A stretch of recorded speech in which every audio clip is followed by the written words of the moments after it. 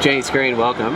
Olympic silver and bronze medalist, and you also hold a master's degree in strength and conditioning. How are you able to manage your studies whilst playing professional basketball? I think it comes back to my childhood and having a mother who is a teacher, and I suffered injuries early on in my career. At 17 I had my first knee reconstruction when I was on scholarship at AIS, and that kind of in a way introduced me to sports science. It introduced me to the human body, it introduced me to the emotions that go with that, and from then on in I realised that at any point my career could be over with one injury.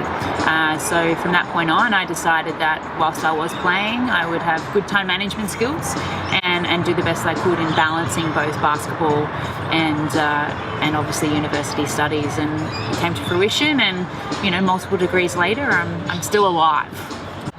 You see quite a lot of athletes go on to study sports related degrees and be quite successful with it. What advantage do you think those athletes have over regular students who haven't experienced an elite environment? Yeah, look, I think we have to be careful that we don't just assume just because you've been an athlete that means you're going to transfer into being a good coach or good in the sports science industry. But in saying that, at the same time, I have an empathetic view. I've been there, I've done that, I've lived it. And on that level I can relate a little bit more and show a bit more vulnerability to athletes younger than me or to up and coming athletes, and I think that's really important. So that's why I try and draw upon in my roles now that I have, whether it's in basketball, football, soccer, wherever I am, doesn't matter who I'm with, or even at Deakin University teaching undergrad students, that ability to engage and relate is really important. And I think I learnt that from sport, and then having two masters or having two degrees has allowed me then to complement the two really well. So how do you think students can bridge that gap in experience? I think having a go. Practical environment's really important. Not just surfing the internet, you actually have to be in the moment with the athletes, see how they actually grind day in, day out. See the emotional side of it, because sometimes the black and white that we get taught or the science behind it sometimes doesn't really acclimatise in the real world, and it's really important to see it for what it is. And I think the more that you can write emails to coaches or to sports scientists or to different clubs saying I'd love to come and volunteer, that's really important that you have that, and then hopefully you can bridge those gaps, have an understanding of where the athletes are, and then hopefully that gives you a better understanding and an idea of the profession, because sometimes it actually isn't all it's cracked up to be. It's pretty high pressure and high stakes as well. So once you're in the weight room, how do you then create buy-in with the athletes? Oh, that's a tough question. I'm actually doing a speak on a conference I should say on that in the coming weeks.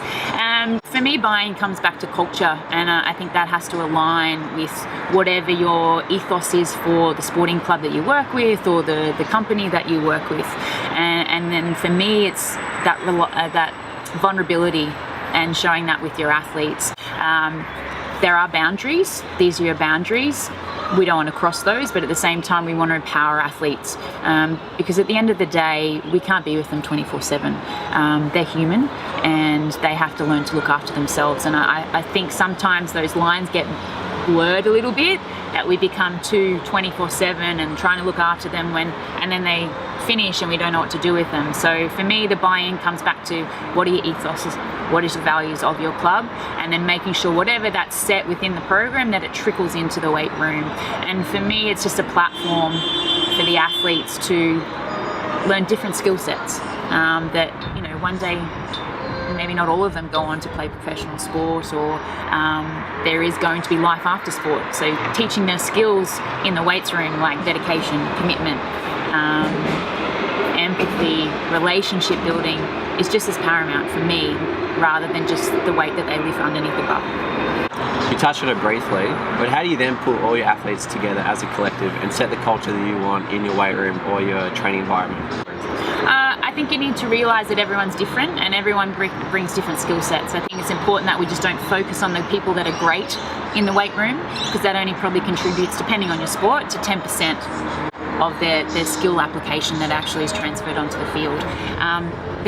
Other athletes bring multiple other things, so I think it's highlighting the teammanship, highlighting the competitiveness of the athletes that maybe aren't, the strongest and the fittest, but actually make up the makeup of the team. I think that's just important. So treating everyone equal and being honest and having a great level of communication is really important, and also leading by example.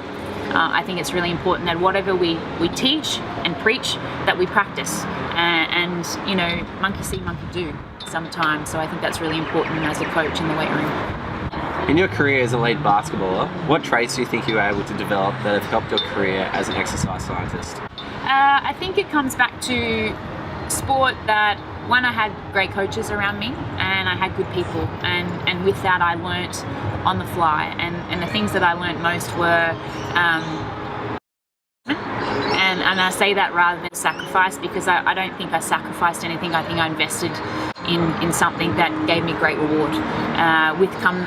Coming with that came dedication and I would say discipline, which is really important. We can have motivation and all those things, but I think motivation is quite flawed and it comes and goes, and we have to get to the crux of it. And those three things for me was what I learned most from sport, that I now apply into my real world.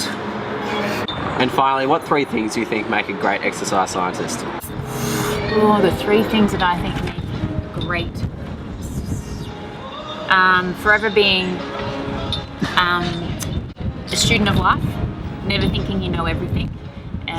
It's important to continually learn and continue to evolve and be self-aware. That's one. My second one is leading by example.